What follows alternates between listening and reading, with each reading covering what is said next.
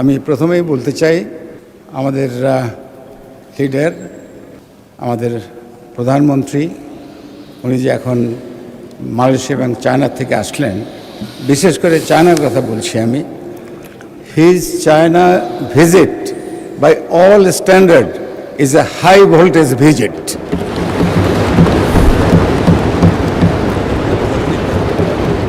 এবং ওখানে নেতৃবৃন্দের সঙ্গে, বিশেষ করে মিস্টার শি জিনপিংয়ের সঙ্গে ওনার যে আলাপ আলোচনা হয়েছে, যা আমরা টিভিতে দেখেছি, ট্রুলি ড্যাজলিং ডিসকাশন। এবং সেই জন্য দেশবাসীর পক্ষ থেকে, হাউজের পক্ষ থেকে ওনাকে আন্তরিক ধন্যবাদ দিচ্ছি, কৃতজ্ঞতা জানাচ্ছি, এবং we give him A heroes welcome.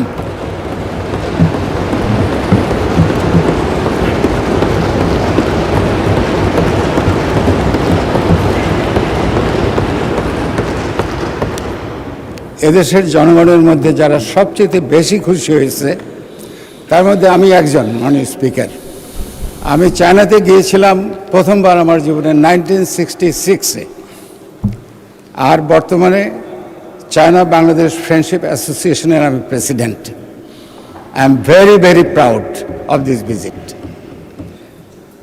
মাননীয় স্পিকার, আমি স্মরণ করতে চাই মহান স্বাধীনতার ঘোষক, বহুদলীয় গণতন্ত্রের প্রবক্তা শহীদ প্রেসিডেন্ট জিয়াউর রহমান এবং গণতন্ত্রের মা তথা আপসী নেত্রী ম্যাডাম খালেদা জিয়া, ওনাদের বিদেহী আত্মার মাগফিরাত কামনা করছি। আমি মাগফিরাত কামনা করছি ৭১-এর শহীদ মুক্তিযোদ্ধাদের জন্য এবং ২৪-এর জুলাই যোদ্ধাদের জন্য। আর যারা এখন হসপিটালে অসুস্থ আছেন, মৃত্যুর সঙ্গে পাঞ্জা লড়ছেন, আমি তাদের সুস্থতা কামনা করছি। মাননীয় স্পিকার, আমি ধন্যবাদ দিচ্ছি আমাদের মাননীয় প্রধানমন্ত্রীকে, যিনি আমাকে আজকে এখানে দাঁড়িয়ে কথা বলার সুযোগ করে দিয়েছেন।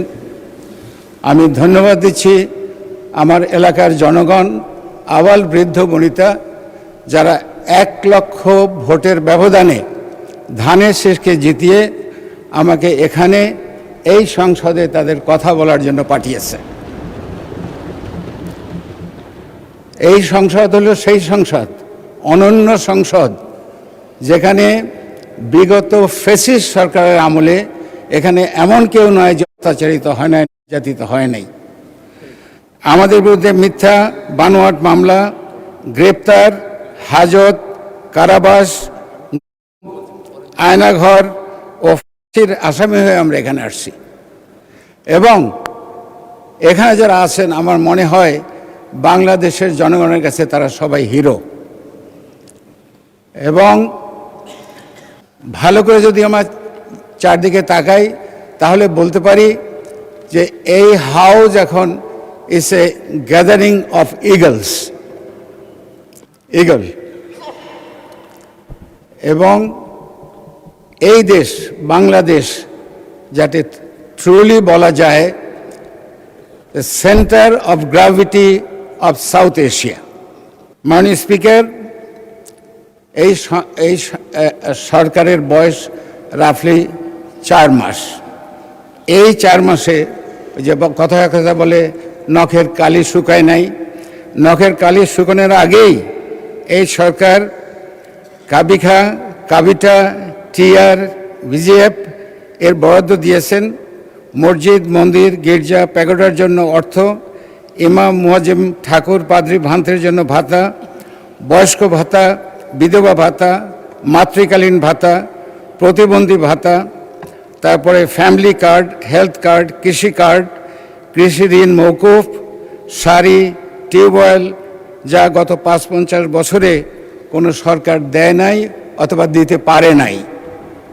মাননীয় স্পিকার, আমি ধন্যবাদ দিচ্ছি আমাদের ব্রিলিয়ান্ট ফাইন্যান্স মিনিস্টারকে, জনাব অয়ন খসরু মাহমুদ চৌধুরীকে, যিনি আমাদের প্রধানমন্ত্রীর প্রত্যক্ষ তত্ত্বাবধানে বিগত ফ্যাসিস্ট সরকার দ্বারা টোটালি ডিস্ট্রয়েড এবং বিধ্বস্ত অর্থনীতির উপর দাঁড় করিয়েছেন এই 234 পৃষ্ঠার 9,38,000 কোটি টাকার দুঃসাহসী গগনস্পর্শী বাজেট।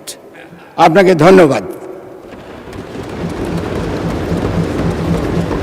এই সময়ের মধ্যে রাশিয়া ইউক্রেনের যুদ্ধ চলছিল, আমেরিকা ইসরায়েল ইরান মধ্যপ্রাচ্যে যুদ্ধ চলছিল। এই ধ্বংসলীলা চলা সত্ত্বেও এই সময়োপযোগী যুগান্তকারী দুঃসাহসিক বাজেট প্রদান করার জন্য অর্থমন্ত্রীকে স্যালুট। মাননীয় স্পিকার, এই বাজেট শিশু বান্ধব budget. I am running short of time, আমাকে কাট ডাউন করতে হবে, আমি এলাকার কথা বলতে হবে।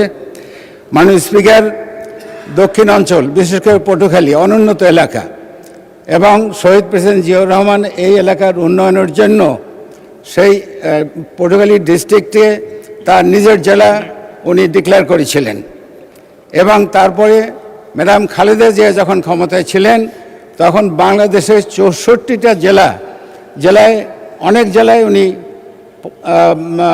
যেতে পারেননি, কিন্তু পটুয়াখালীতে উনি তিনবার গিয়েছিলেন এবং পটুয়াখালীর উন্নয়নের জন্য উনি কখনো কোনো বাজেটে না বলেন নাই। আমরা অত্যন্ত কৃতজ্ঞ। যাই হোক, উন্নয়নের জন্য যে কথাগুলো আমি বলবো, সময় খুব কম, সেজন্য আমি একটু তাড়াতাড়ি পড়ে যাচ্ছি।